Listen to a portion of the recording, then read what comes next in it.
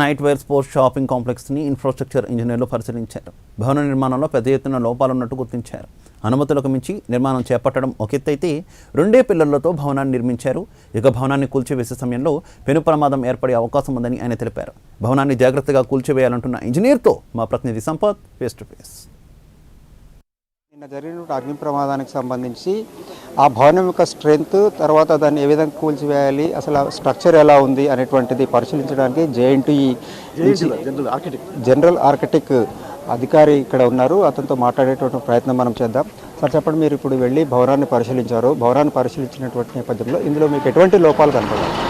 Actually నేను ఒక ఆర్కిటెక్ట్గా, ఒక స్ట్రక్చరల్ డిజైనర్గా ఒక బిల్డింగ్ స్టడీ చేయడం జరిగిందండి. ఈ పర్టికులర్ బిల్డింగ్ ఒక సింగిల్ స్పాన్ స్ట్రక్చర్, ఎల్ షేప్లో ఉన్న సింగిల్ స్పాన్ స్ట్రక్చర్. 2 కాలమ్స్ అంటే ఒకటి లెఫ్ట్కి ఒకటి రైట్కి. ఆ కాలమ్ సైజెస్ కూడా ఇన్సఫిషియెంట్గా మనం విజువల్ ఇన్స్పెక్షన్ చేస్తే తెలుస్తుంది. అయితే 3 అంతస్తుల నుంచి 4 అంతస్తుల వరకు డిజైన్ చేసిన ఈ కాలమ్ సైజ్ ఎప్పుడైతే మనం 2 ఫ్లోర్స్ ఎక్కువ ఇస్తామో లోడ్ అనేది పెరుగుతుంది.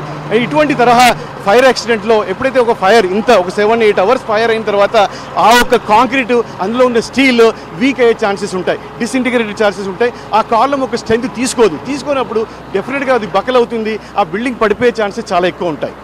అంటే ఇప్పుడు ఈ భవనాన్ని కూల్చివేయడానికి ఏ రకమైనటువంటి చర్యలు తీసుకోవాలి, అంటే ఏ రకంగా ప్రికాషన్స్ తీసుకొని భవనాన్ని పడగొట్టవచ్చు ప్రధానంగా, లేకపోతే దానికదే కూలిపోయేటటువంటి ప్రమాదం ఎంతవరకు ఉంది?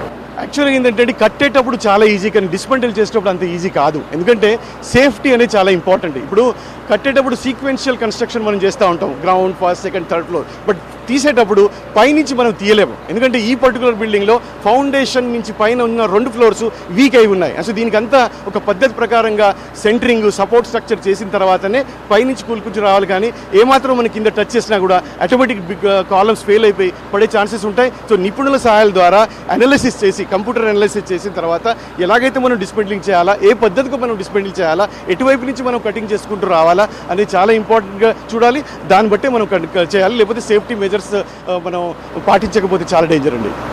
ఎల్ షేప్లో ఉంది బిల్డింగ్ కాబట్టి అది ఇంకా అలాగే నిలబడి ఉందని అనుకోవచ్చా, లేదంటే సింగిల్ స్ట్రక్చర్ ఉంటే మాత్రం తీవ్రత ఏ విధంగా ఉండదు? అంటే ఈ పర్టికులర్ బిల్డింగ్లో మనం గమనిస్తే బిల్డింగ్ 2 కాళ్ళ మీద ఉన్నా కూడా అది ఎల్ షేప్ వలన ఒక స్టాబిలిటీ ఉంది. అంటే ఈ పార్ట్ అంటే పాతగున్న టోటల్ స్ట్రక్చర్ ముందున్న స్ట్రక్చర్కి హోల్డ్ చేసి ఉంది. అంత మాత్రాన్ని ఈ బిల్డింగ్ చాలా స్ట్రాంగ్గా ఉంది అనడానికి లేదు. ఎందుకంటే మీరు కాలమ్స్ చూస్తే సైడ్లో ఉన్నాయండి, మధ్యనున్న స్ట్రక్చర్ అంతా వీక్ అయి ఉంది. కాబట్టి ఏ మాత్రం కొంతదానికి డిస్టర్బ్ చేసినా లోపలికి పడే ఛాన్సెస్ ఉన్నాయి. అయితే ఒకటి, ఏ కాలం వీక్ అయిందో ఆ వైపు పడుతుంది. అంటే రైట్ సైడ్ కాలం వీక్ అవుతే ఇటు టర్న్ అయ్యే ఛాన్సెస్ ఉన్నాయి, లెఫ్ట్ సైడ్ ఉంటే ఇటు టర్న్ ఛాన్సెస్ ఉంటాయి. సో అది చెక్ చేయాలి. చుట్టుపక్కల ఉన్న బిల్డింగ్స్, ప్రత్యేకంగా అడ్జసెంట్ బిల్డింగ్స్ చాలా డేంజర్లో సిచ్యువేషన్లో ఉన్నాయండి. సో అది ఒక స్టడీ చేసిన తర్వాతనే మనం ఒక ఫర్దర్ స్టెప్ తీసుకోవడానికి అవకాశం ఉంటుంది.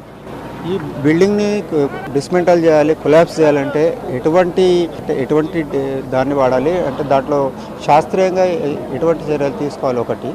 రెండోది, దీన్ని డిస్మెంటల్ చేయాలంటే ఖచ్చితంగా ఎటువంటి ఎక్విప్మెంట్ ఉపయోగించాల్సినటువంటి అవసరం ఉంటుందని మీరు భావిస్తున్నారు? యాక్చువల్గా ఇది చూస్తే మీరు పోస్ట్ టెన్షన్ స్ట్రక్చర్ అండి. ఇందులో స్లాబ్లో అంటే టెండన్స్ ఉంటాయి, అది చాలా స్ట్రెస్లో ఉంటాయన్నమాట.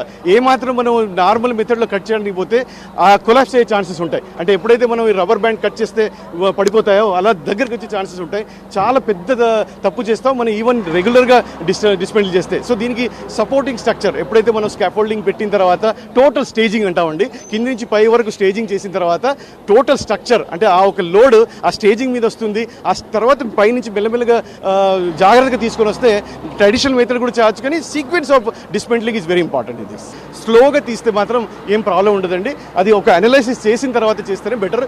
మామూలుగా లెవెల్లో డిస్మెంటిల్ చేస్తే అయిపోద్ది కదా అంటే మాత్రం కాదండి.